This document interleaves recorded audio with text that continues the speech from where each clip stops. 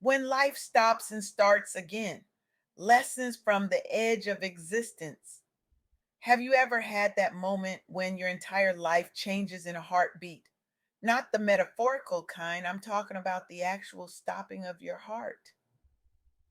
The moment when everything you thought was guaranteed suddenly isn't. I recently had the profound privilege of interviewing Traci, a remarkable woman who experienced both cardiac arrest and stroke and lived to tell about it. Her journey isn't just about survival, it's about transformation, redefinition, and finding strength in places you never knew existed. Traci has become a beacon of hope for countless survivors, sharing her story with raw honesty that cuts through the sanitized narratives we often hear about recovery. Her willingness to expose both the triumphs and struggles of her journey has created ripples of healing that extend far beyond her own experience. Traci's story stopped me in my tracks. Here was someone who literally died and came back. Someone who had to relearn basic functions. Someone who looked at her children and wondered if she could still be the mother they needed. And yet, here she was, speaking with clarity and purpose about what it means to rebuild a life from scratch. What happens when your body betrays you in the most fundamental way possible? When your heart stops pumping or your brain misfires catastrophically? The physical recovery is just the beginning. The real journey starts when you leave the hospital and face a life that looks nothing like the one you had before. Let me share something that might surprise you. When we talk about surviving cardiac arrest, we often focus on the dramatic moment of collapse, the heroic CPR, the shock paddles. But we rarely discuss what comes after, the quiet, grinding work of rebuilding an identity when your old one has been shattered. Traci taught me that surviving isn't just about your heart starting again. It's about embracing a new normal that you never asked for, never prepared for, and certainly never wanted. It's about finding purpose in the pain and meaning in the madness. Consider Tim Ruff, a man honored at the 2025 Grand Rapids Heart Ball. Tim was simply out for a run when his heart stopped beating. Just like that. No warning, no dramatic music swelling in the background. One minute he was counting his steps, the next he was counting the seconds of his life by some cosmic coincidence or divine intervention, depending on your perspective. An anesthesiologist and a cardiovascular nurse happened to be running behind him. When Tim collapsed, these strangers immediately began CPR, essentially becoming the heartbeat he no longer had. They didn't hesitate, they didn't wait for someone more qualified. They stepped in when seconds mattered most. Tim survived, but survival was just the beginning of his story, not the end.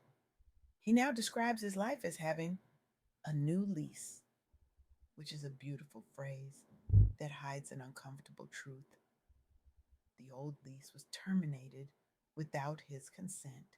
His body, once taken for granted, is now both a miracle and a mystery to him. Each morning he wakes up as a gift he never expected to receive. This is what Traci helped me understand. When your life is interrupted by catastrophic illness, you don't just pick up where you left off.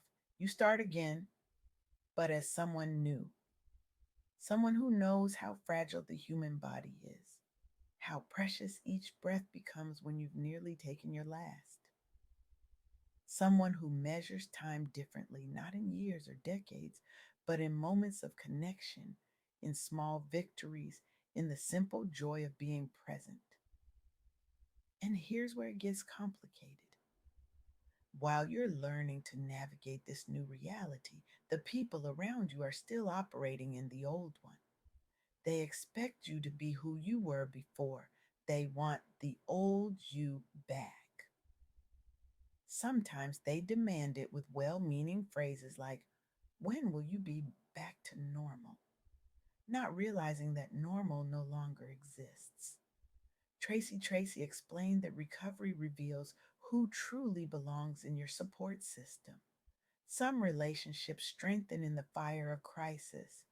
Others crumble under the weight of new expectations. The friend who can sit with you in silence when words fail. The partner who doesn't flinch at your new limitations. The family member who sees your transformation not as loss, but as evolution. These are the people who earn their place in your new life. But what about when you're a parent? What happens when tiny humans depend on you, but your body and mind are focused on the monumental task of healing? How do you balance their needs with your own when just getting out of bed feels like climbing Everest? Marcia Cruz knows this challenge intimately. After suffering a stroke that significantly impacted her physical abilities, Marcia began the long journey of rehabilitation at Good Samaritan Society in Waukon, Iowa. Her days became defined by physical therapy sessions, both virtual and in person. The simple acts that most of us take for granted, reaching for a glass, buttoning a shirt, forming clear sentences, became mountains to climb. For Marcia, each small victory was celebrated. Each setback was weathered. She didn't just hurdle through physical therapy, she crawled, stumbled, and sometimes dragged herself through it. Because when you're a mother, giving up isn't an option. You find strength not just for yourself, but for those who need you to come back, even if you come back different. For parents like Marcia and Tracy, recovery includes the added dimension of responsibility. How do you heal yourself while still being present for your children? How do you explain to a 5-year-old why mommy can't pick them up anymore?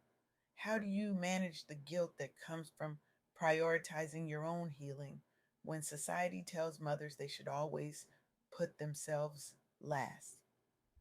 Tracy shared that balancing parenthood with recovery requires radical self compassion and creative approaches to family life. Sometimes it means redefining what good parenting looks like. Maybe it's reading bedtime stories from your recovery bed instead of chasing them around the playground.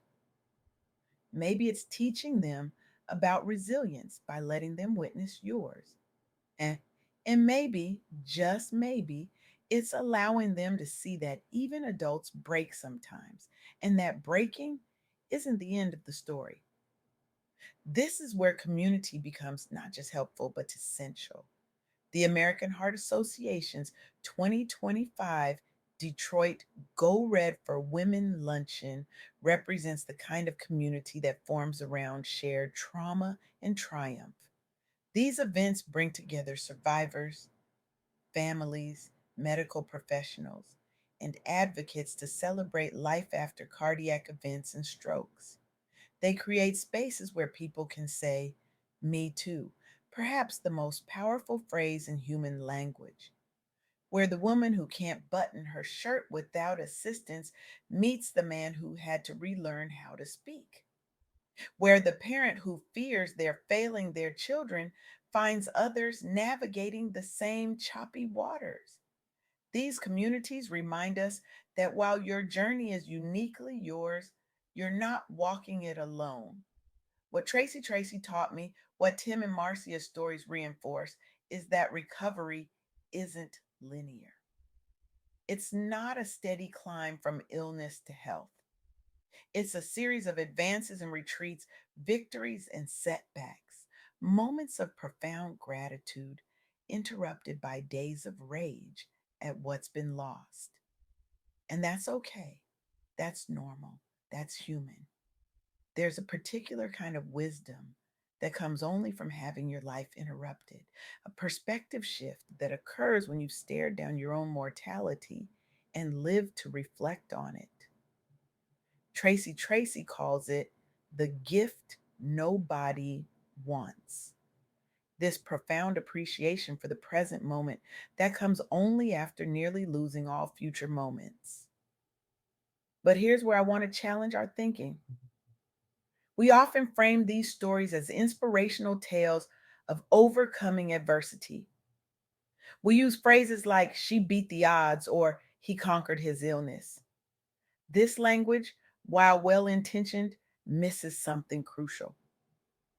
Sometimes the victory isn't in conquering illness, but in making peace with it. Sometimes strength looks like accepting help rather than insisting on independence. Sometimes courage is found not in fighting against your new limitations, but in embracing them as part of your new reality. Tracy didn't beat her cardiac arrest and stroke in the sense that she returned to her pre illness self.